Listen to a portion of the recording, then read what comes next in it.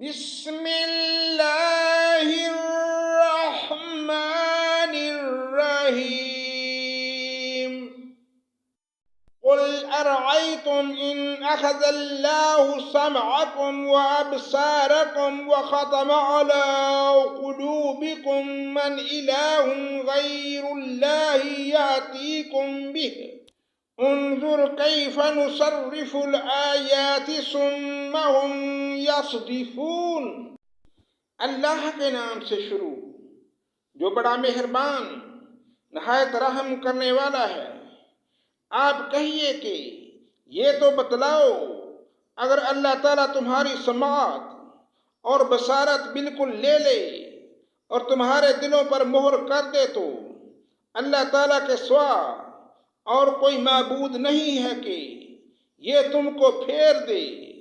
آپ دیکھیے تو ہم کس طرح دلائل کو مختلف پہلوؤں سے پیش کر رہے ہیں، پھر بھی یہ اعراض کرتے ہیں۔ قل ارأيتكم ان اتاكم عذاب الله بغتة او جهرة هل يهلك الا القوم الظالمون۔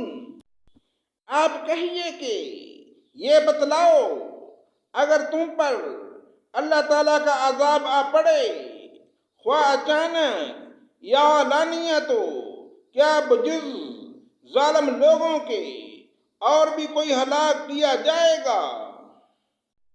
وَمَا نُرْسِلُ الْمُرْسَلِينَ إِلَّا مُبَشِّرِينَ وَمُنْذِرِينَ وَمَنْ آمَنَ وَأَصْلَحَ فَلَا خَوْفٌ عَلَيْهِمْ وَلَا هُمْ يَحْزَنُونَ۔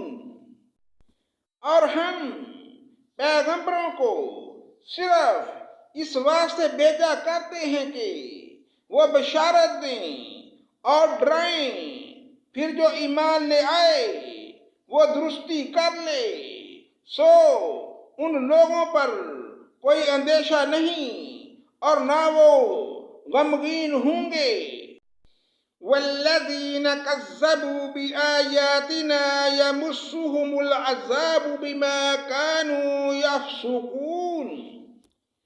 اور جو لوگ ہماری آیتوں کو جھوٹا بتلائیں، عذاب پہنچے گا بوجہ اس کے کہ وہ نافرمانی کرتے ہیں۔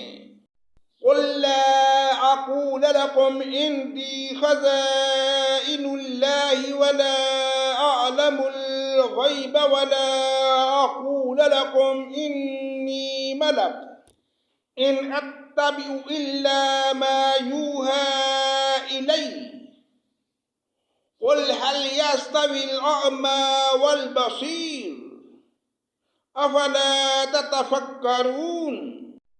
آپ کہہ دیجئے کہ نہ تو میں تم سے یہ کہتا ہوں کہ میرے پاس اللہ کے خزانے ہیں، اور نہ میں غیب جانتا ہوں، اور نہ میں تم سے یہ کہتا ہوں کہ میں فرشتہ ہوں۔ میں تو صرف جو کچھ میرے پاس ہے وہی آتی ہے، اس کا اتباع کرتا ہوں۔ آپ کہیے کہ اندھا اور بینا کہیں برابر ہو سکتے ہیں، سو کیا تم غور نہیں کرتے؟ صدق اللہ مولانا العظیم۔